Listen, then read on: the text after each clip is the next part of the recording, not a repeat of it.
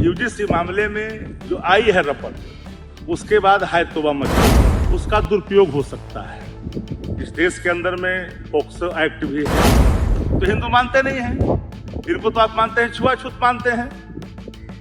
तो अब सवाल तो सामने है ना, छात्र हैं, सबसे जुड़ा हुआ मामला है, आईआईटी है, इस सब में जो शिक्षक हैं, छात्र हैं, उनके भविष्य से जुड़ा हुआ मामला है। जो प्रावधान लाए गए हैं उसके संबंध में आप स्पष्टीकरण दें, क्योंकि ये संसदीय समिति के माध्यम से एक्ट बनाए गए थे, जिनके साथ भी जो रैंकिंग या अन्य तरह के मामलों से अपमान किया जाता था या अपमानित किया जाता था, उसको अत्याचार के अंतर्गत माना जाता।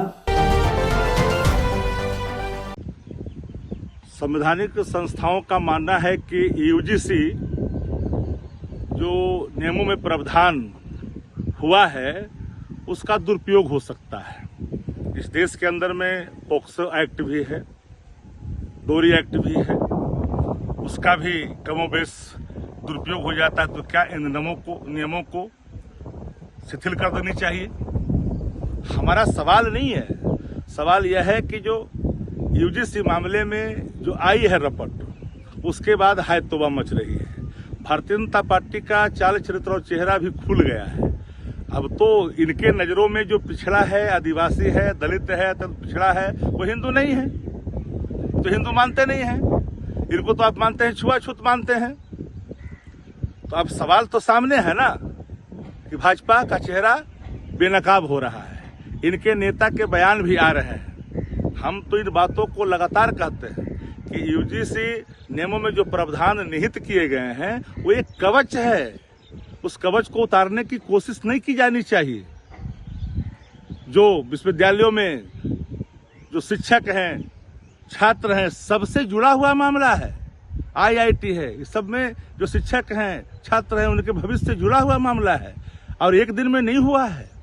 जो भेदभाव खुल करके आए हैं, जो नफरत खुल के आए हैं, जिस तरह की बातें आई है, उस सबके जब सामने आने के बाद जब एक सघन उसकी पड़ताल की गई, तब ये नियम सामने आए हैं। अब जो लोग हाय तौबा कर रहे हैं, जरा हाय तौबा करने वाले को कहना चाहिए, पहले अभी तो इम्प्लीमेंट भी नहीं हुआ भाई, इम्प्लीमेंट भी नहीं हुआ है और हाय तौबा इस देश के अंदर में मच रहा है। के द्वारा यूजीसी एक्ट के मामले पर जो रोक लगाए गए हैं, 14 मार्च के बाद इस पर फिर सुनवाई होगी।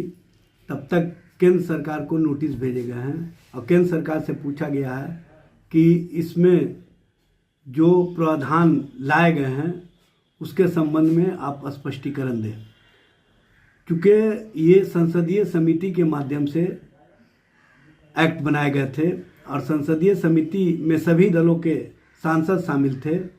उसी के अंतर्गत इसमें जो पिछड़ा वर्ग है, अति पिछड़ा वर्ग है, दलित हैं, आदिवासी हैं, उनके साथ जो भेदभाव होती थी या उनके साथ जो अपमानजनक व्यवहार होता था या अपमानित करने वाली भाषा इस्तेमाल होती थी, उस पर कहीं ना कहीं भारत के संविधान के अंतर्गत इक्वलिटी का जो सिद्धांत है, धारा 14, 15, 16, उसके अंतर्गत इसमें प्रावधान किए गए थे।